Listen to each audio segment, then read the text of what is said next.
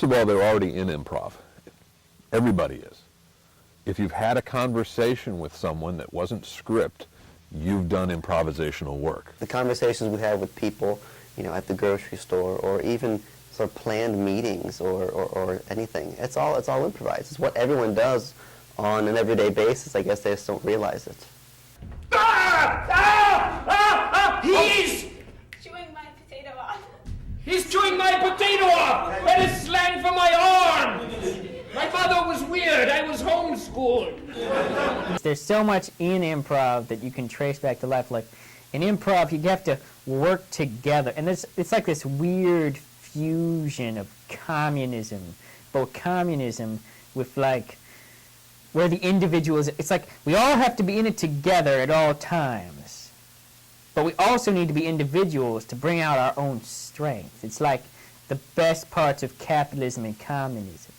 I think what's great about improv and what makes good improvisers is how you learn from each other, and specifically, like, I would not be nearly as confident as I am when I'm on stage if not for all the people who have been on stage with me every time I've done improv, and that goes back to the very first show I was ever in, where there's that moment where you look somebody in the eye on stage and the audience can't see it, but you realize neither of you has a single clue about what's going on, and you have to come up with something anyway.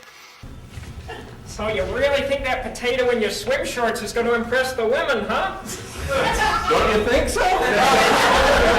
In the game of tennis, if we wanted to cooperate, so both players are hitting the ball trying to get I want to hit an impossible shot that my partner on the other side will be able to return but will look really good doing it.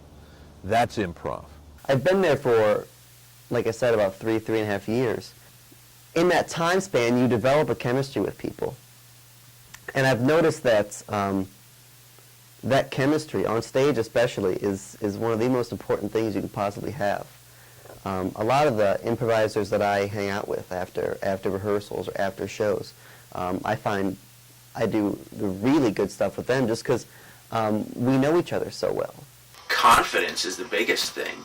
I really do. I guess it depends on the situation you're put in. I was fortunate when I first started that I was with a group of people who knew as little as I did. And so anything we did that was funny, it felt like a victory, like we'd actually accomplished something. Oh, wow. What was your wish again? He's here to grant the wish. I'm here to grant the wishes! Well, wishes! After they say that one thing that gets that first laugh, like, natural instincts take over and all the training that you've done up to that point sort of sets in and you're like, oh, I can do this. It's not impossible. I don't have to be afraid of this. You know, it's like I'm on stage and yeah, we could be playing totally different people. We can be, you know, I could be some kind of a hillbilly and they're a farmer or something. Any kind of a weird, kind of wacky situation which usually arises in improv. But you know, I almost know what they're going to go next. So it's kind of an easy and fun path. And if one of us throws a curveball at the other one, it's always fun to see how the other one plays with it, because it's all give and take. It's all yes and. The concept of me saying something and the other person automatically agreeing with it no matter what it is and adding to that. So together we are building something that is you know, that is a scene, that is anything, any kind of a game. It's a collaborative effort. The best improv is when it's real and when it's about truth and when you have characters that have a good interaction and interrelationship that everybody in the audience can say, yes, I get that, and then twist it with just a little thing. Are you saying that I look like a potato? Oh, don't you be wanted to look like a potato? Let's take tennis, for example. In order to play tennis, you have to hit the ball hard. In order to play tennis well, you have to be able to run from one place on the court to the other. Yeah, those are both very helpful, but you also have to be able to watch what your opponent is doing, react to that, adjust what your strategy is on how you're going to hit the ball or where you're going to go to, and be able to do that very fluid and dynamic. And I think that tennis is a great metaphor for improv, non-competitional tennis. He's cute. Talk to Bethany. She's in the bathroom. Had to pee. This might be the best cut. You better use a good question for this one. The question is, who haven't I had sex with in the troupe? I mean, Ed Fitz, I would say, is probably my favorite. I'm a big Porter fan. Right now I'm talking to a music stand with the word Cripple Creek on it. That's cool. It's easy to believe roller coasters are dangerous because of all the screaming. Most things that cause you to scream you would think are dangerous. Spiders, they could bite you. Mother-in-laws, I think, traditionally cause people to scream. Waking up with no body hair. So if you put those in the same category as roller coasters, then yeah, they'd be dangerous. Really the question is, who haven't I slept with in the improv troupe?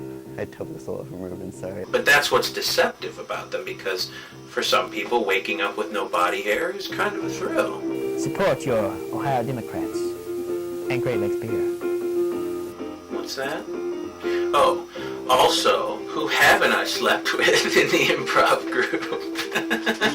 That really should have been hard for me to say. I don't know why I stumbled over that word. Spontaneous. Let's try that again. Ready? Spontaneous. You certainly need the entire cast of characters to help you out and really make it a team effort. Isn't that right, fellas? That was a collective nod. Oh, God, what is this? Piss! Spontaneous creativity. That's an accent. I'm in passion. Damn it! They're agreeing with my assessment of the collective nod. I'm joking. Great Lakes is amazing. All right. Spontaneous. Spontaneous. There was a hell of a Roman. They're agreeing with the fact that I told you about my assessment of the collective nod. They're very amiable creatures. Go team. Those of you might not be able to hear what I was talking about.